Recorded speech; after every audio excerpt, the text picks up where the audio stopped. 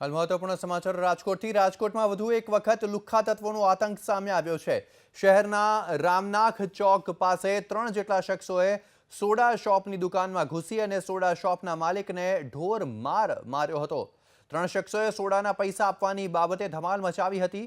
જો કે સમગ્ર ઘટના સીસીટીવીમાં કેદ થઈ ગઈ હતી, જેમાં 3 શખ્સો માર મારતા સ્પષ્ટ જણાઈ આવે છે। આપ દ્રશ્યો જોઈ શકો છો, રાજકોટની સોડા શોપના દ્રશ્યો છે। અમારી સાથે જોડાયા છે અમારા સંવાદદાતા પરાક્રમસિંહ જાડેજા। જે પરાક્રમ, કઈ બાબતને લઈને આ બવાલ થઈ હતી?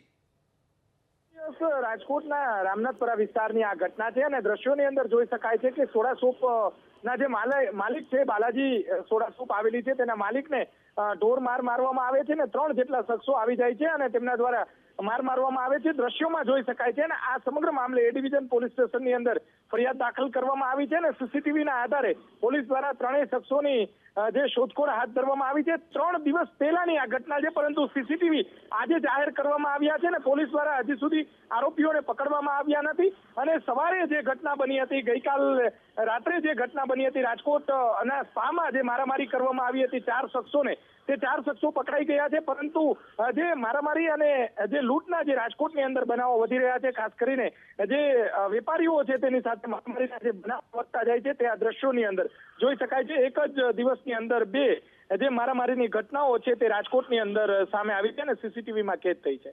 જી હર્ષ। જી, જોરથી પરાક્રમ, આભાર આપનો સમગ્ર માહિતી આપવા બદલ।